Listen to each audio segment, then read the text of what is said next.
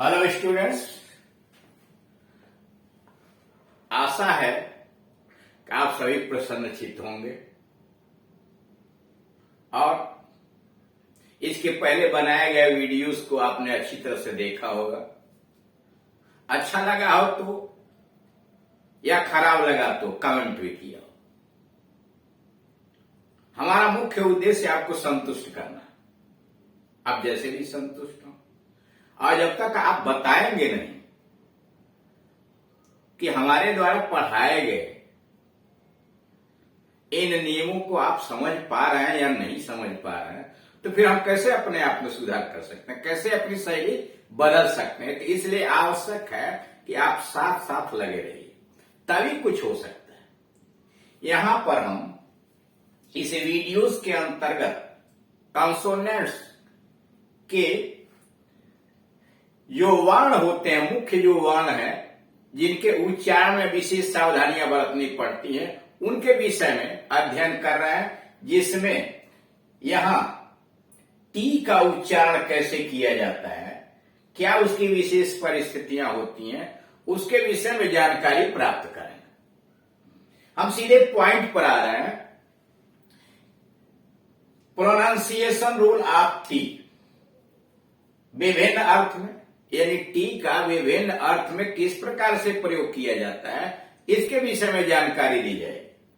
Rule number 1, T का उच्चारण ट, थ, द, च या श होता है।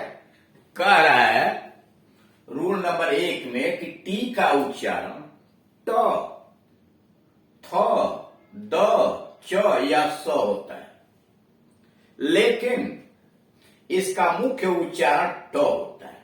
कहीं यूं तो टी का मतलब ट भी होता है, कहीं थ भी होता है, कहीं द भी होता है, कहीं च भी होता है, कहीं श भी होता है, लेकिन प्रमुख रूप से टी का मतलब तो ट ही होता है। जैसे TEST टेस्ट, यहां क्या है? टी, दोनों टी का मतलब ट, टेस्ट। परीक्षा, TRUN के ट्रंक, टी का मतलब ट्र, मतलब सूंड। रूल नंबर 2, जब किसी वर्ड में टी के बाद URE हो, यानी कोई ऐसा शब्द आया हुआ हो जिसमें टी के बाद URE हो, तो टी का उच्चारण च होता है। कहा जब किसी वर्ड में टी के बाद URE आ गया हो तो वहां टी का उच्चारण च होता है। जैसे फीचर, FEATUR, यहां टी आया है, टी के बाद URE आया है, इसलिए यहां टी का उच्चारण फीचर हो गया। लक्षण, GEST, टी के बाद देखिए URA आया है ना, URA, तो इसको क्या पढ़ते हैं? गेस्चर नहीं, जेस्चर। यहां जी का उच्चारण क्यों हो गया? जेस्चर, मतलब इशारा। NATURE, टी के बाद URE आएगा तो नेचर, यहां टी का मतलब च, नेचर। रूल नंबर 3, ठीक, रूल नंबर 3, कुछ और वर्ड्स में टी का उच्चारण च होता है। कुछ और भी शब्द हैं, मोना कुछ कहना चाहते हैं। हाँ, यह तो है, इंग्लिश में आप जानते हो ना, कोई भी 100% रियल लागू, हर जगह अपवाद होगा, हर जगह बातें होंगी, बदलता। अब आपका कहना है कि टी का मतलब केवल ट होता है, तो परेशानी नहीं होगी, लेकिन अब जो है उसी में तो हमको रहना है, उसी में तो पढ़ना है। अच्छी बात है, कम से कम आपने कुछ तो कहा, अपने मन की भड़ा जो भी अंदर हो, जब आप निकालेंगे तभी हम उसका जवाब दे पाएंगे। Thank you. आइए, कुछ और वर्ड्स में टी का उच्चारण च होता है, जैसे एक्चुअल, ACTUAL, एक्चुअल, यहां टी का उच्चारण च हो गया, एक्चुअल। MUTUAL, म्यूचुअल, यहां टी का उच्चारण च हो गया, म्यूचुअल। CENTURY, सेंचुरी आदि।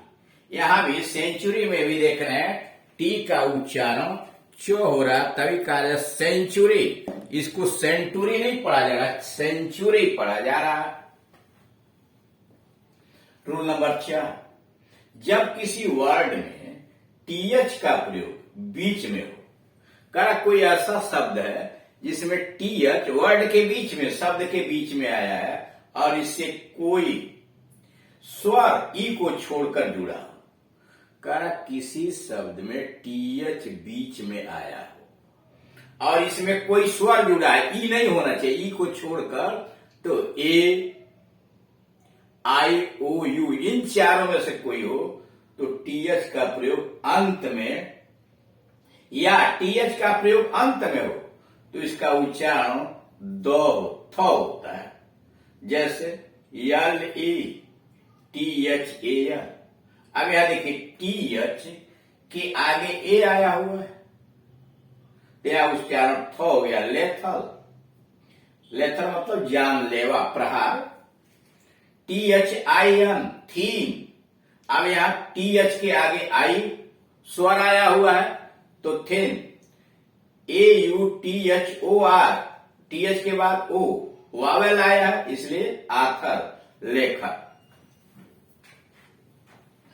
अब रूल नंबर 5, अगर किसी वर्ड में टीएच के बाद ई हो, अगर कोई ऐसा शब्द आया है, देखिए इसमें था तो ई को छोड़कर तब थ हुआ, लेकिन अगर कारा किसी वर्ड में टीएच के बाद ई हो तो टीएच का उच्चारण द हो जाता है।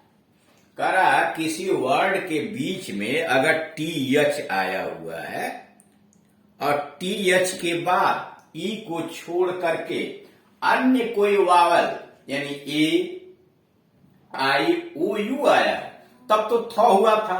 अब यहां कहा जा रहा है कि अगर टीएच के बाद ई हो तो टीएच का उच्चारण द होता है, थ नहीं होता है। जैसे BROTHER, ब्रदर, भाई। रूल नंबर 6, कुछ और वर्ड्स में टीएच का उच्चारण द होता है। कुछ और भी शब्द हैं जहां टीएच का उच्चारण द होता है, जैसे फायथोम, PFATHOM, फायथोम। यहां देखिए टीएच के बाद ई तो नहीं आया है, लेकिन फदम ओ आने के बावजूद भी यहां द हो गया, थ नहीं होगा। जबकि इस रूल में कहा गया था कि टीएच के बाद ई को छोड़कर अन्य कोई वावेल आता है तो थ होगा, लेकिन यहां क्या हुआ, यहां द होगा, फदम, था लेना। THINA, टीएच के बाद आई आ गया तो अब यहां क्या है, डाइन, THINE, डाइन। अब यहां टीएच का उच्चारण द हो गया, डाइन मतलब तेरा।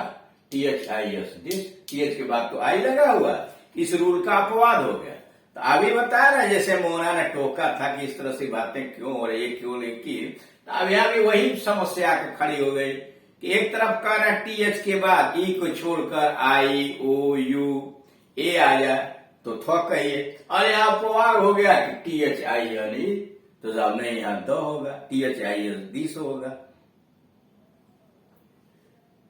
रूल नंबर 7, जब किसी वर्ड में टी के बाद IA, IE, IO, ION इत्यादि हो, कह रहा जब किसी वर्ड में टी के बाद यानी टी आया हुआ है और टी के बाद IA आया हुआ है, और टी के बाद जब IA आया है तो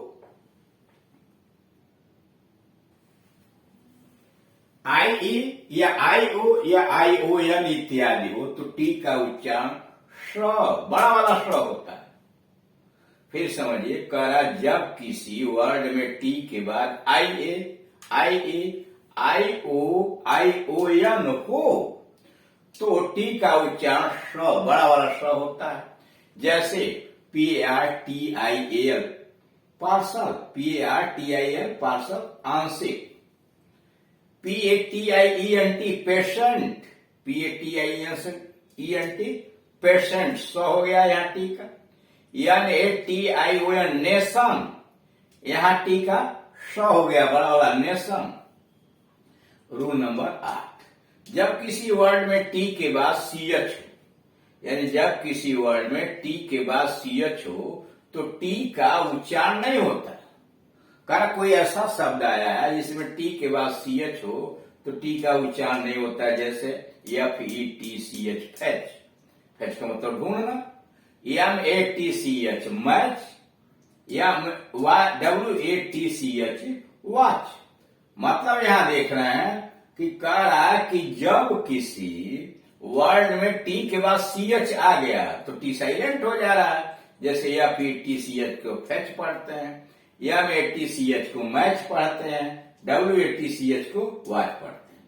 रूल नंबर 9, जब किसी वर्ड के अंत में TEN हो और जब किसी वर्ड में W के पहले F या यस हो तो टी का उच्चारण नहीं होता है।